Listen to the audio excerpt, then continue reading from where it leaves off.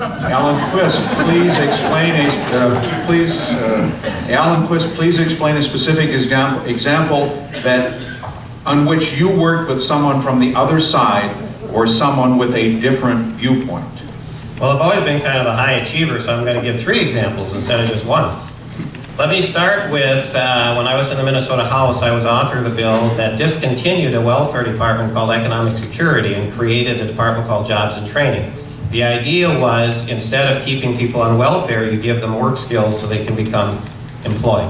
I worked very closely with then Governor Rudy Perpich, a DFL governor who, by the way, became very good friends of mine. And we worked together on that, got that done. I played a key role in the bill that legalized homeschooling in Minnesota, and those of you who are involved in homeschooling, very frankly, have me to thank. I worked very closely with Ruth Randall, the DFL governor's education commissioner on that. I was chief author of the bill that created the non-smoking program in the schools, okay? Very strong bipartisan support. I'm also the guy that led the fight against the outrageous profile of learning, the education disaster plan that had bureaucrats writing teacher lesson plans. Okay. I'm the guy, bipartisan, very, very important. Candidates, audience member notes that the presidential debate has created a lot of sound bites on the issue of funding for the Endowment for the Arts and programming on PBS and NPR. Would you, just reading the question here, gang, would you seek to reduce that funding? Alan Quist, you go first. Well, the answer is that's not one of my targets, but I have to apologize here. I mentioned before the show that I was not going to give Gary a hard time about my being a taxpayer and his receiving tax subsidies at NPR and for that reason owing me one. But I guess I will say that because I am a taxpayer. And Gary Eichen, you're doing a very fine job as moderator, and I thank you. And even though you owe me one, I'm not going to collect. But the real targets for cutting spending are the big ticket items, and they include the Medicaid fraud, and I'm going to include the welfare portion of the so-called Farm Bill, which increased from $30 billion 4 years ago to $78 billion now. Why is that happening? Because all the incentives are wrong, number one, and because we have no way of knowing if people on it actually need it. Tim Walz. Alan brought up the Farm Bill. You actually owe Gary about 600,000 thank yous for the Farm Bill on this, on the subsidies that go into it. The issue on this is you haven't gone out and talked to them. Go down to Echo Food Shelf and stand in line with the woman who's standing there with me and says, I don't know how the poor people are making it. She didn't see herself that way, so I want to be very clear about that. Coming back to PBS, no, this is a service that does well. Many people get their news from that, and I have to tell you, I got a kindergartner right now, and the programming on there is excellent.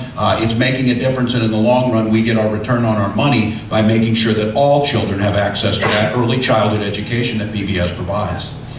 Let's shift gears a little bit to foreign policy here.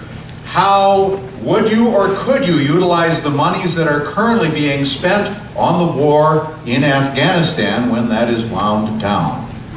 Tim Walz. Well, for me, as first and foremost is funding, and I get this straight on this. We had a proposal that used to be out there that was called PAYGO. For every penny you spend, you make sure you have a revenue for it. Very simple. We took that away, creating the deficits. That's how we did the wars without paying for them. They removed the PAYGO, and all these wars were off books. Well, they are going to come home to haunt us for 50 years in terms of the cost. So I want to make first and foremost, there are no savings until the veterans are cared for. Make that very clear. There are no savings. But in this case, I think we can immediately take that, reduce it, and put it right back into deficit reduction. And it's a great way to start getting things back on there. Let's have the honesty in this country. You say you want to cut things and all that. Does that mean Highway 14? Does that mean NIH? Does that mean research for blind veterans? What's it going to be that we do that? Let's lay it out there, have it. And this is not rocket science. We can get this back, get it in balance. And the case of this is fighting wars of choice that are unpaid for and cutting taxes at the same time creates horrific problems. Should never happen again.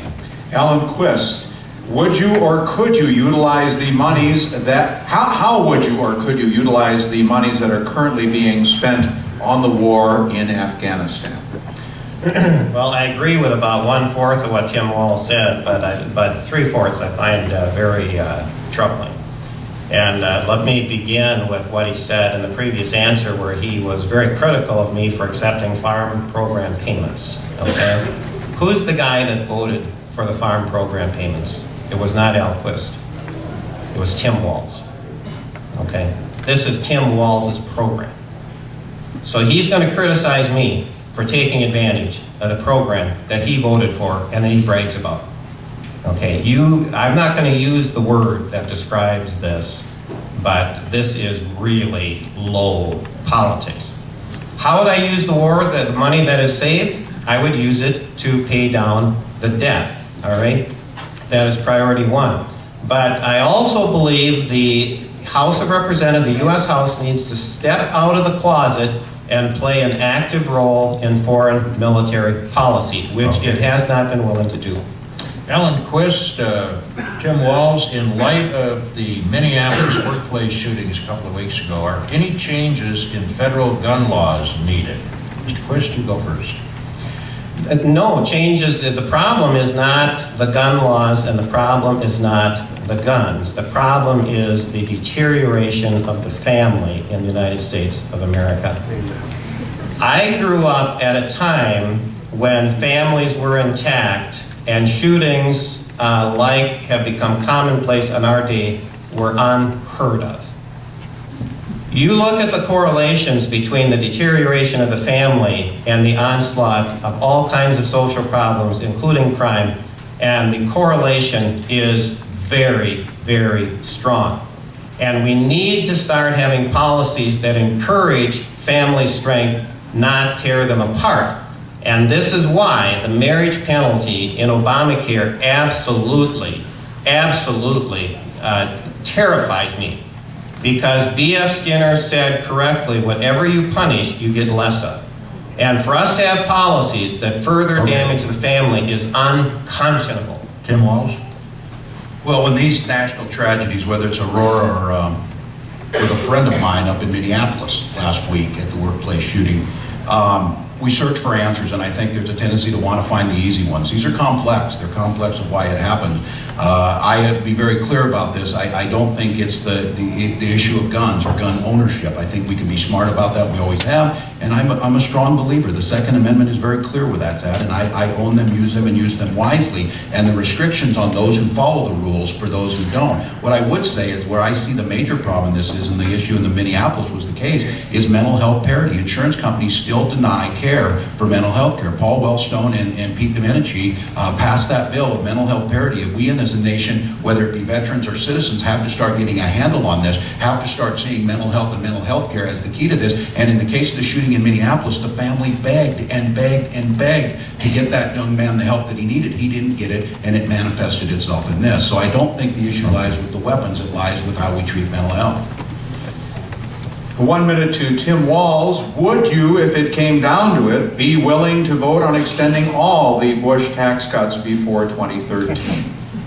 Well, I had that very issue because, as you see, and you get in there, there's two buttons in Congress. There's yes or no. And the Republicans controlled the House, and they took us to the brink of the issue, and they were either going to allow all the tax cuts to expire or renew them all. And that is not a situation. That was a 60-40 one for me of a compromise. So I voted last year because I do not believe in raising them on the middle class in any way. Those making less than $250,000 a year.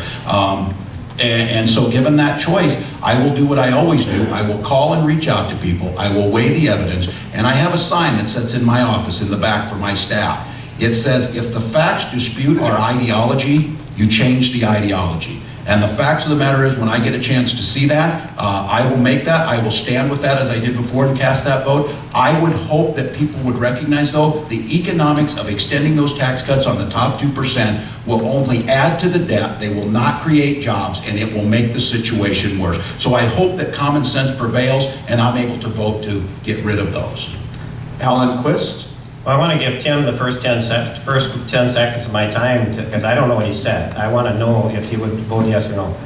Well, the question is to you, and it's theoretical, obviously. But, okay. I am opposed to raising any taxes, and so obviously I would vote to extend all the tax cuts because to the degree that you raise taxes, you do harm the economy. There's no question about that. You harm the economy, you're going to have fewer employment opportunities. You're going to have more welfare, you're going to have more unemployment. You college students are going to have a harder time finding jobs. I am always going to be against anything that raises taxes. But notice the difference here in the debate between Mr. Walz and myself. How do we deal with the economy? He always says more government. I always say more freedom. The answer is freedom. Free enterprise. The more free, the more enterprise. It's as simple as that. Read Adam Smith. He wrote the book on it. Either you have free enterprise or you don't. Next up, the question comes from Eric in Mankato, who says, why has the word compromise become such a dirty word, and how do we change that feeling? Mr. Quist? Well, why has the word compromise become such a dirty word? The word compromise to politicians is one of these focus group words, where you put words on a screen and then you have about 30 people in an audience and they have a way to measure. I like it, don't like it, hot, cold, warm, indifferent, or whatever. And the word compromise is one of these warm words that politicians like to use because it's one of the words that the focus groups say yes to.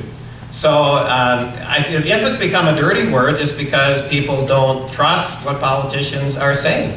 I mean, the words compromise, bipartisan, and all of this is used to hide a multitude of bad bills. The question is, do you have good legislation? And that's the big issue. And we have to have legislation that allows our economy to grow. That's where I'm coming from. The only way we're going to solve our economic problems is to get our economy growing. Look at what the small businesses say. Let's stop putting barriers in their way. Jim Walz. Well, we've seen it. Or when you get to the point where you can't compromise because you see the other side is not just wrong, that they're un-American or they don't love this country. I don't disagree with my Republican colleagues because they're Republicans. When I disagree with them, it's because I believe they're wrong about the issue. And so the fact of the matter is of trying to reach that, of seeing what the other side want and trying to get to that. One of the issues is there is no, the oath I took was to you on the Constitution of the people of the First District. My opponent has signed a pledge that he will not waste 1 penny of revenue, no matter if you make $100 million a year, to Grover Norquist, a Washington, D.C. lobbyist. I can't negotiate with someone who is unwilling to do that. This document, when they asked, what can you tell us the 3 most important things about it, the father of this document, James Madison, said, compromise, compromise, compromise. Respect the other side's opinion, argue strongly and passionately for your position, but do what the American people want. Get something done and then move on. It's not that difficult.